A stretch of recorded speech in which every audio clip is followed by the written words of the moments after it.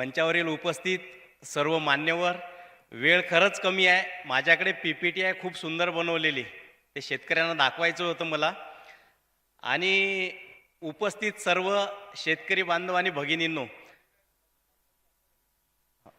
आणि शेतकरी मित्रांनो, एक तुम्हाला थोडक्यात एक उदाहरण देतो की एकाच कॉलेजमध्ये दोन मित्र शिकतात.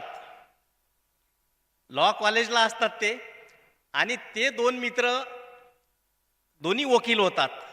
आणि एक वकील आपल्या जेव्हा ते कार्याला लागतात किंवा त्यांची सर्व्हिस चालू होते तर एक 5 मिनिटाचे 50,000 रुपये आकारतात, आणि दुसरे त्यांच्यासोबतचे वकील त्याच कोर्टात कारकूनचं काम करतात. विषय असा आहे की सर्व शेतकरी संत्रा आपल्या शेतामध्ये लावत आहेत. काहीच शेतकरी का एवढं उत्पादन घेत आहेत, तर त्याच्या मागचे काही थोडक्यात कारणं आहेत, ते मी तुम्हाला शॉर्टकटमध्ये सांगतो. शेतकरी मित्रांनो,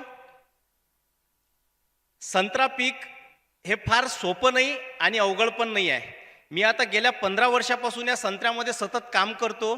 माझे मार्गदर्शक आदरणीय श्री स्वर्गीय BD शेळके साहेब, पंजाबराव कृषी विद्यापीठ अकोला, यांच्यासोबत मी फार फिरलो, म्हणजे माहिती करासाठी की कुछ पाने के लिए कुछ खोना पडता है. फिरता फिरता मला एवढे छोटे छोटे अनुभव आले, आणि त्याच्यामध्ये काय असते, शेतीमध्ये रोज नवीन नवीन तंत्रज्ञान येत आहे.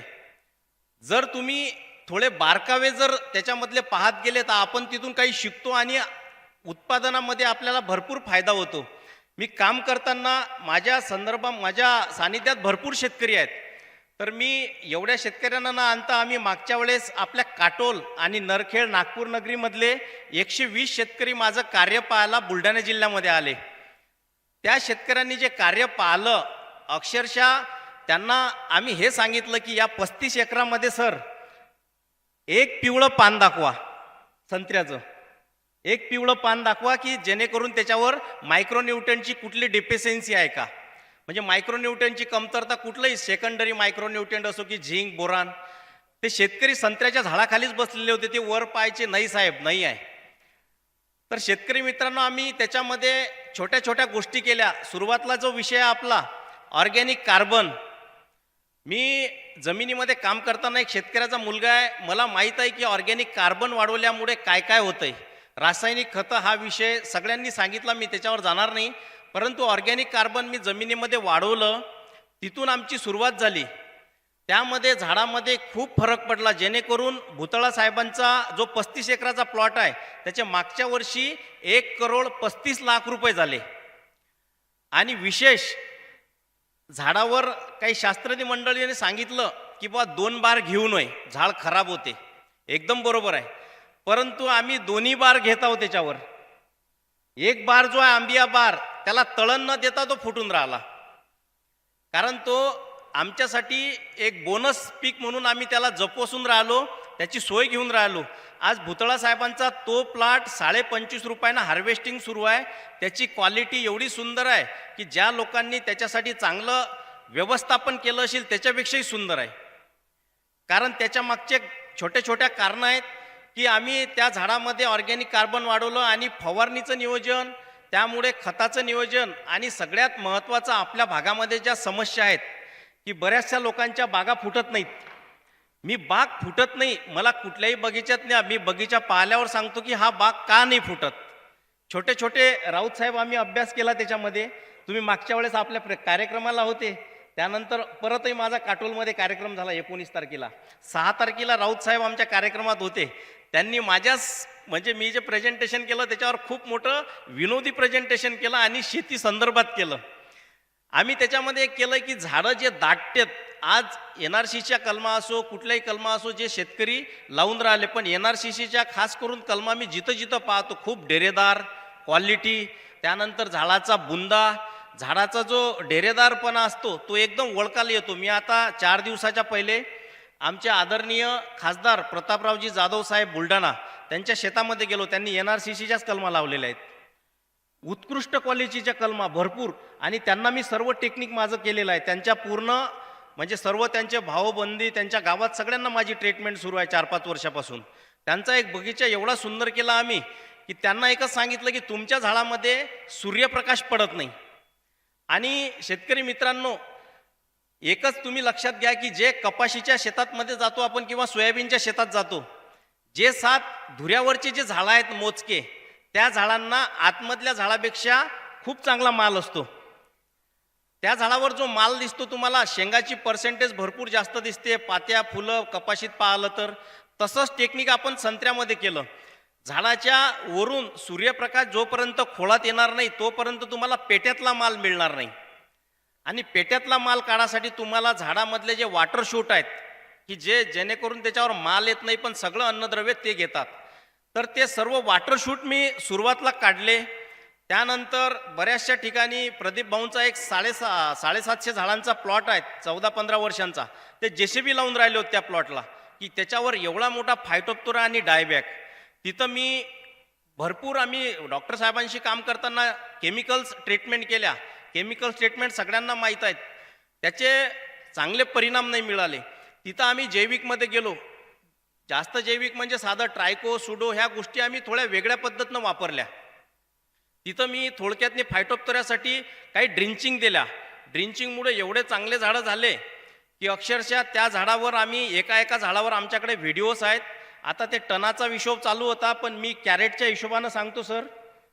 आम्ही एका झाडावर आज रोजी ज्यांना पाहायचं असेल त्याच्यावर मृगाचे मिनिमम 15-16 कॅरेट मिनिमम आणि आंबियाचे 7-8 कॅरेट आज रोजी आहेत झाडावर, आणि एकदम सुंदर क्वालिटीचे. माझ्याकडे जे शेतकऱ्याला कोणाला लागत असेल तर व्हिडिओ सहित आहेत. आजचे व्हिडिओ शेतातले आलेले आहेत. विशेष आम्हाला आज हार्वेस्टिंग सुरू आहे, लाईव्ह फळं तोडणं सुरू, आणि हे अशा भरपूर काही गोष्टी आम्ही केलेल्या आहेत.